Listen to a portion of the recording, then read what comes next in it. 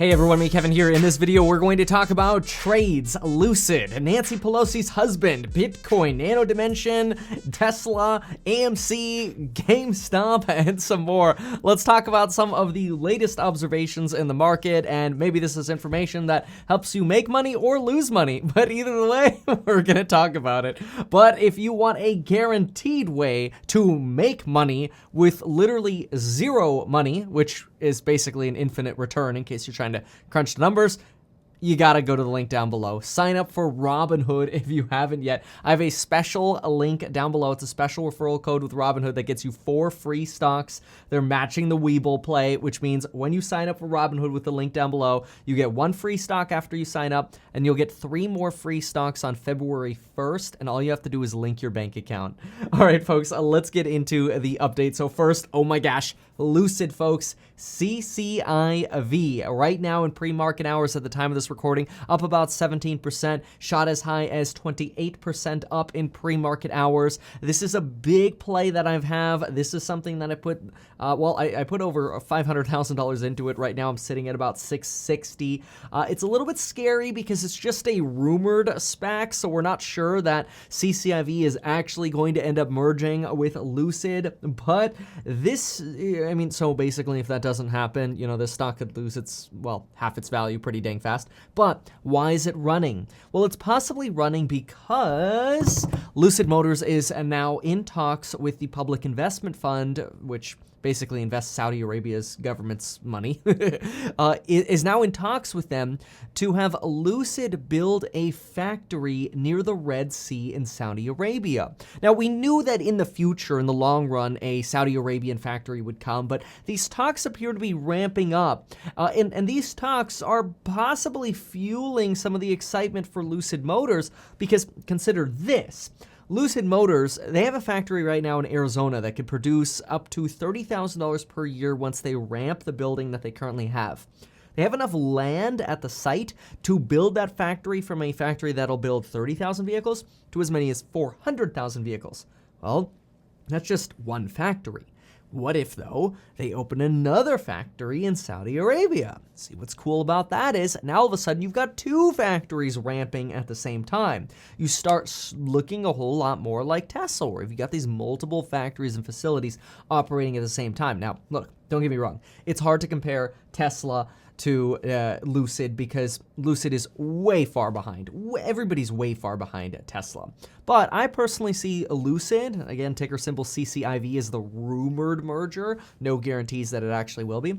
But I kind of see them as the Neo of America, because Neo doesn't exist in America, and we kind of compare Neo and Tesla in a similar way that I think we could eventually compare Lucid and Tesla. Now, Neo's actually delivering cars, where Lucid is not. So you got to keep that in mind. Lucid has not actually delivered vehicles yet. Yeah, they've got prototypes. Yeah, they're even beta testing actual vehicles, so they're beyond prototypes. And yeah, they're taking pre-orders. And yeah, they say they're going to just start delivering vehicles in June. So keep in mind, there's some risk here, but they start delivering, and then all of a sudden, not only do they have a facility that's ramping in Arizona, but they start construction on one in Saudi Arabia, because all of a sudden their stock led to so much opportunity for them to maybe raise some more capital, dilute some shares, sure. That's going to hurt shareholders in the short term, but long run, lead to a lot more cash for the company, create more facilities. Ooh, Lucid could be coming up way faster than expected, and I think that's why the stock is up now 18% at the time of this recording. So we got to keep an eye on Lucid and that merger with CCIV. Again, we're up there on that 9, 10-ish risk scale on a scale of 1 to 10. Next up, call options. I just want to mention these call options by Nancy Pelosi's husband. Get this, we just got a disclosure that Nancy Pelosi's husband bought 100 call options in Apple stock with a $100 strike price, decently within the money. He bought January 21st, 2022 calls, spent about, between $250,000 to $500,000 on those. Then he bought 25 call options of Tesla with a strike of $500, well within the money. You could see Nancy Pelosi's money's like, we don't want to go upside down on these options, and he seems to be setting these targets at figures that he doesn't think the stock's actually going to go below. Anyway, so $500 option here on Tesla with March 18th, 2022 expirations. priced somewhere between 500,000 and 1 million. They just give us those ranges. Those are the disclosure rules that we get with Congress. Then we got 100 call options for Disney at $100, also well within the money. January 21st, 2022 strikes on those, paid somewhere between 500K and $1 million here. Now, personally, I wouldn't have bought that deep in the money. I actually prefer to buy a little bit out of the money on companies that I am pretty confident are going to grow nicely. But these are pretty safe moves. They're more expensive moves, but they're safe moves for them to really, Nancy Pelosi and her husband, to leverage up into 3 really great plays. I mean, I don't fault any of these 3 plays. They're going heavy on EV growth. You can't go wrong with that with Tesla. Nancy Pelosi's husband obviously talks to Nancy Pelosi, and Nancy Pelosi knows Biden wants EV. So that is a big potential signal there. But we kind of already knew that, so maybe it's just more of a reiterating signal. We've got recovery growth and obviously Disney Plus growth over at Disney. Recovery growth being obviously hospitality, the theme parks, and the cruise ships. And then we've really got, in my opinion, a safety play with a little bit of a 5G play with Apple. Apple, phenomenal company. I see Apple as a little bit of a cash park while still having the benefit of growth. Really, honestly, 3 great choices. Personally, I would have chosen longer. I would have chosen like the 2023 expiration options. That way I could sell longer. I could sell these calls with long-term capital gains after holding them for a year, and then I can jump on over or sort of roll into another leap. Now, on Bitcoin, let's move over. So on Bitcoin is finally above 33,000 again. The thing about Bitcoin is, we might see a little bit of, actually we're over 34,000 now, so we've bumped up even more since I started planning for this video. But anyway, we might start seeing a little bit of resistance to actually get back to 40K for a while. So if you're thinking about trading Bitcoin, here's just a theory I've been reading about. The theory is that we really need more institutional money flowing in to really push us and sustain us over 40K with Bitcoin. So if you're trading Bitcoin, keep an eye for maybe some more institutional investors coming in, which we're not seeing as much of right now. And you could see that because of this sell-off that we saw in the Grayscale Bitcoin Trust. Remember, a lot of large funds, they can't actually hold Bitcoin directly, so they buy into the Grayscale Bitcoin Trust. That allows them to basically get exposure to Bitcoin. Usually, you want to buy into the Grayscale Bitcoin Trust when the premium that you're paying for Bitcoin is really low. It fell below 7% on Friday. Right now, I think it's back over 15, 17%, somewhere around there. Usually, you pay like a 30% premium to be in that. But a lot of institutional money goes into Bitcoin through the Grayscale Bitcoin Trust. And again, until we see more of that institutional money coming in, rumor out on the street is that we might not see that push over 40 again with Bitcoin. So if you're short-term swinging, keep that in mind. If you're long-term Bitcoin, this doesn't matter. This is just something to say that, hey, Bitcoin could potentially relax again back into those high 20s, and those might be buying opportunities again. We had that really brief window here just in the last few days where Bitcoin dropped to like 28.9, something like that. And of course, little opportunities like that are always, if you're long Bitcoin, great opportunities. They say, hey, let's add a little bit. All right, now let's talk Nano Dimension. Wow, so here's a stock that last time when I talked about them, they were like a $6.50 stock. And I had some great things to say about Nano Dimension. The video did really well. Many of y'all enjoyed my Nano Dimension video. And I feel like I owe a little bit of an update for Nano Dimension because right now the stock is trading, well, it's up 13.2% in pre-market. It's at $16. I mean, it's basically almost, it's certainly more than 2x. We're coming up on a 3-banger here since I last covered it.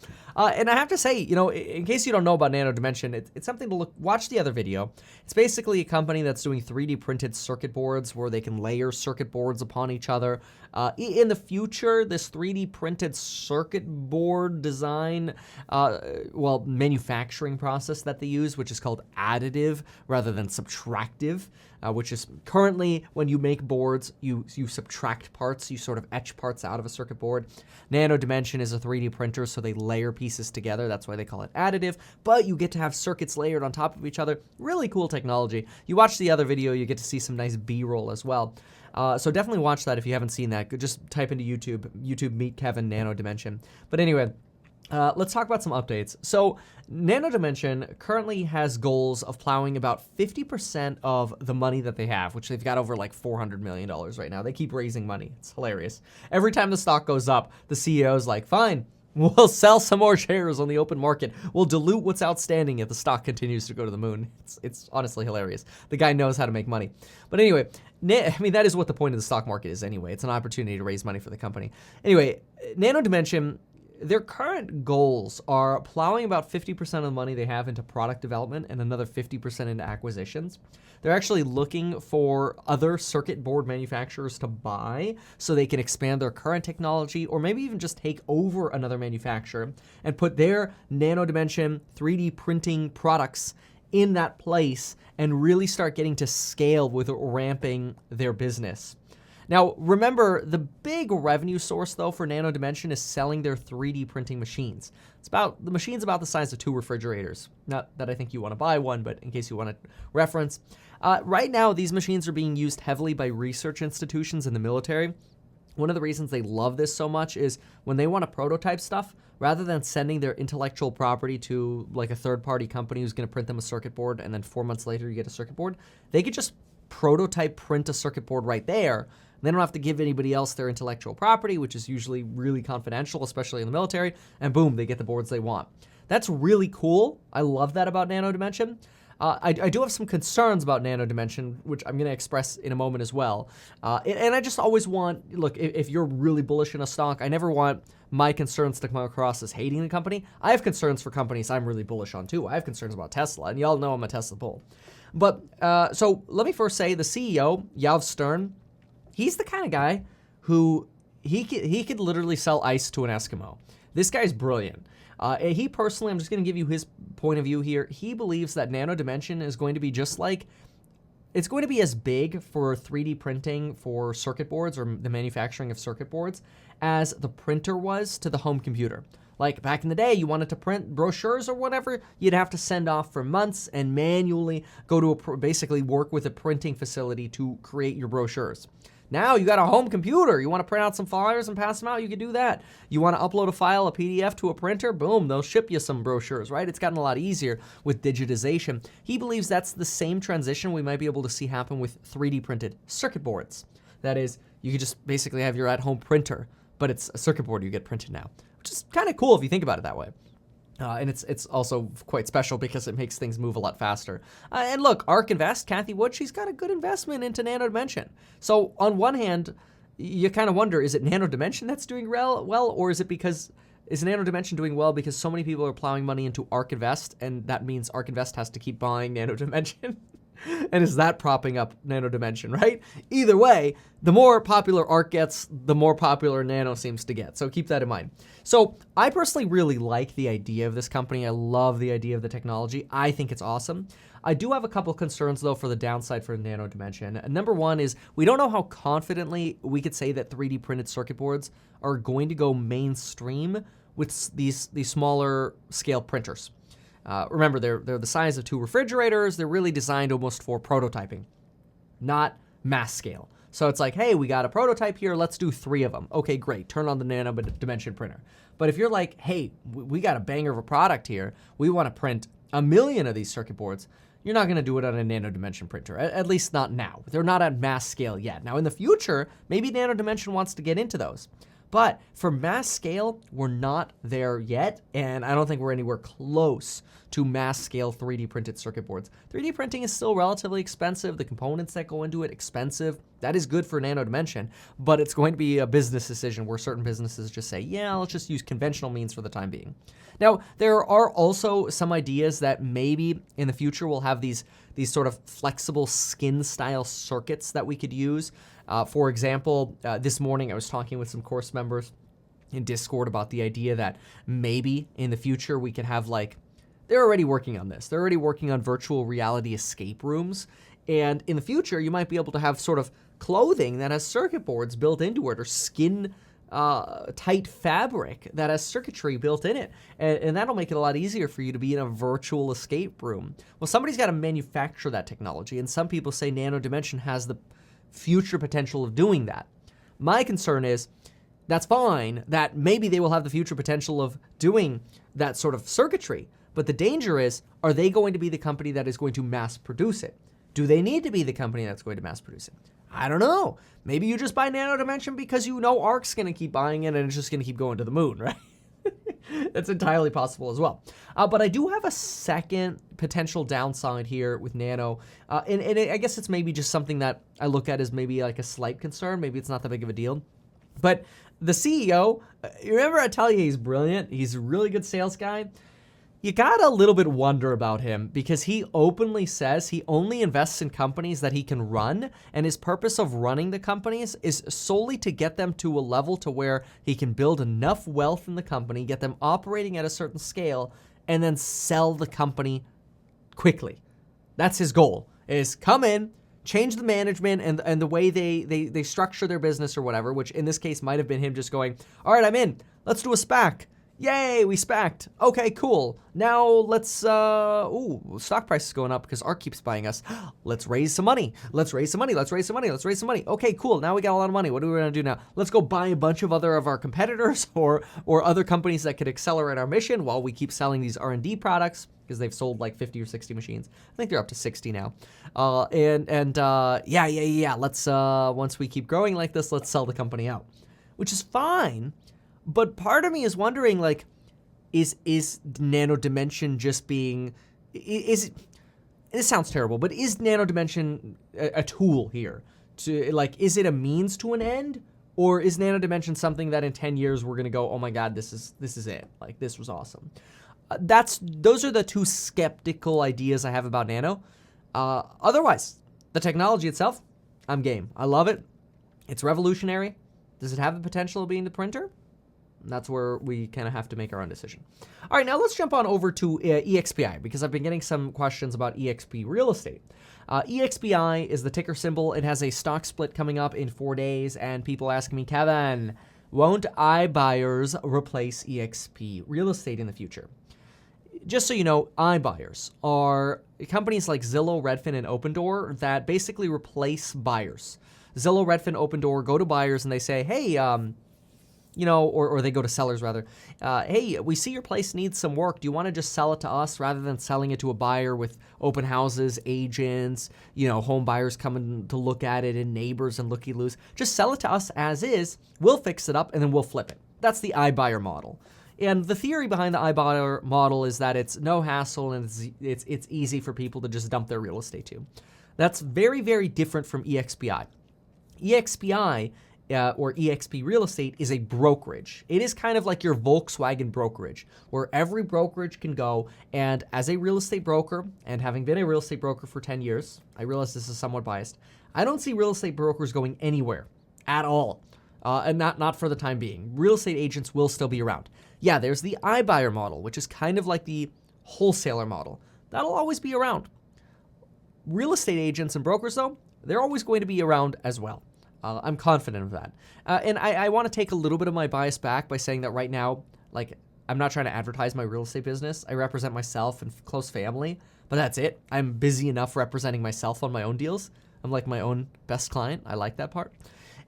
So I guess that takes a little bit of bias away because it's not like I'm trying to falsely prop up the real estate industry here. And I wouldn't be investing money into EXPI if I didn't think this. But look, I've got money in Opendoor, Zillow, and Redfin. Most of my money is in Redfin. That's done very well. I mean, that's been a 5x stock for me. I've got over $1 million in Redfin. It's insane. EXPI, I've got about 300K in, and I want to keep growing that position because to me, these are two totally different things. So you've got Redfin, in my opinion, is going to be the winner in the iBuyer model. We'll see. And they're going to give competition to EXPI as well. Don't get me wrong, because they've also got the agent division, which Opendoor and Zillow don't have. But EXPI, as a real estate brokerage, to me is the death of Remax, Keller Williams, Century 21, and those types of brokerages, unless they adapt really fast. EXPI with the MLM model, brilliant. It is the Volkswagen of real estate brokerages. Everybody's got to have a Volkswagen. Now, in terms of Compass, because this comes up when I talk about EXPI, people are wondering, well, what about Compass, Kevin? Compass Real Estate. Why not Compass Real Estate? They're going to file for IPO this year.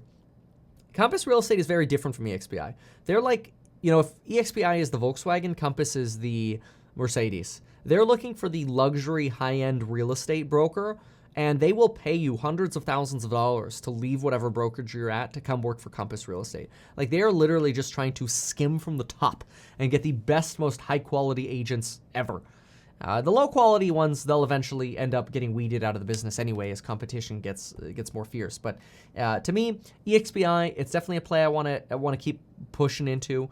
The Compass model, maybe we'll see once we get some more details and we get their S1 closer to IPO filing. But for now, EXPI, split coming up. Be careful, it could sell off after the split. I don't like buying it over $100 right now because then it'll be $50 after the split, so just be careful on that one.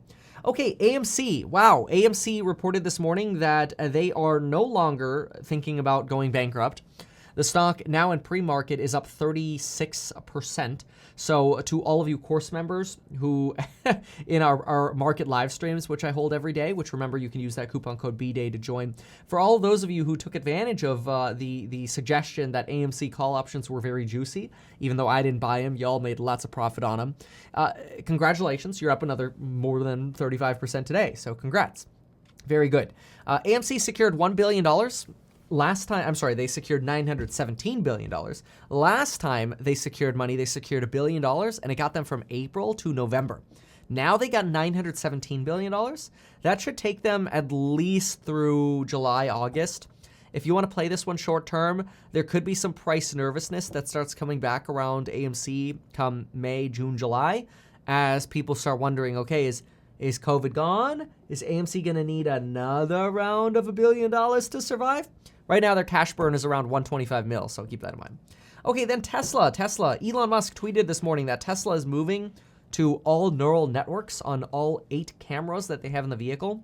An easy way to explain this, because it's a little bit tricky, what Elon Musk was describing. He's basically saying he wants to move his computer neural network technology, which is just the algorithm for self-driving, to a place where the cars don't just understand what they see in one vehicle, but they see everything together as a surround video. Think surround sound, but think surround video. And they piece all of that together to fully understand what's going on. And initially, I had a hard time picturing that because I get surround sound, but surround video made it a little harder for me. So this right here is a video I found on the YouTube. And here you could basically see a BMW with single directional video. So this is what the backup camera sees. But when I hit play on this, you'll see what surround video looks like. So here we go. Boom. Look at that. So that gives you an idea of surround video, that all of those angles basically get merged together. And the car is smarter because of that, because it's taking all of that data together. I guess this is just another little graphic here of what radar might look like. And many of us have obviously talked about LiDAR. I even tweeted Elon Musk. I'm like, come on, are you going to do forward-facing LiDAR or not? But putting all of that data together is what Elon Musk is thinking of doing. This right here playing is just a radar example. But this would be surround video right here. This is surround video. And so that is the technology that Elon Musk is really excited about. He believes that vehicles should be able to know their environment just like we do with our eyes. We don't have LiDAR. One of the issues with this is, I don't know, and many people have this concern. I know there are a lot of people that are like, well, come on, the human eyes don't need, LiDAR, so we should be able to have cars without LiDAR. The issue that comes up is certain depth perception. It can be a little skewed with computer images. And the argument is that, well, eventually the algorithms will be smart enough to understand depth. But, for example, a LiDAR can see 100 meters down the road and determine that, okay, we've got a pothole coming up, 1 foot off the white lane marker on the right. That's very, very difficult for a visual camera to do. Very, very, very hard to do. LiDAR can do that. And so there are those small little edge cases where it's like, oh, LiDAR would be nice to have. So we'll see if Elon ends up replying. Who knows? So Elon's sporadic in when he replies, but he'll reply to anyone. So now let's talk about GameStop a little bit. Okay, so GameStop right now is trading at 99. It's at 100 now. It's up about 54% in pre-market. This is nuts. This is literally Wall Street Bets declaring victory over Shitron, the short seller who's bagging on GameStop. And that's not to be confused at all with a curse word. That's like squeezing a citrus fruit. Citron is what I said. But yeah, be careful. The South Korean hedge fund that went big on GameStop last year. They put like 5% of their portfolio into GameStop last year. They're like, yeah, we might see a lot of volatility in this, given that it's surged like 10x since March of 2020. And the upside might be less juicy on this one. So they just revised their outlook to neutral. And yet, of course, the stock is still going to the moon. So it'll be interesting to see how this does throughout the day and throughout the next week. The stock here on GameStop really soared after Ryan Cohen from Chewy joined the board, by the way. He personally believes that GameStop has staying power as opposed to everybody else who thinks it's going to go bankrupt eventually, because people could actually try games before they buy them. Now, I initially, when I heard that argument, I'm like, that's a good argument. Yeah, I mean, you can go to the store and like play it there and decide if you want to buy it without having to buy it, and then, you know, crappy return policies and discs and so on and so forth. But potential risk factor here is, keep in mind that companies like Xbox, Microsoft are doing game subscriptions now. So if you have a Game Pass on the Xbox, oftentimes, maybe not on the newest things, but oftentimes you could play like a ton of different models of games or a ton of different games without having to buy them. You don't like it, who cares? It's all included in your monthly subscription. So subscriptions do create a little bit of a risk model to GameStop that I think GameStop's going to have some real issues combating. So while Ryan Cohen is bullish and a lot of people are making money like hand over fist on these GameStop call options, be careful. If you're in this ride, first of all, congratulations, hats off to you. Don't be afraid to take some of your winnings off the table. All right, there we go. So that is a complete update from me for Monday the 25th. Hopefully you found this helpful. If you did, consider subscribing. Get your 4 free stocks with Robinhood. Go to metkevin.com/Robinhood. Do it right now. That link will expire by the end of January 31st. So you may as well do it before you forget. Thank you so very much for watching. And folks, we will see you in the very next video. Bye.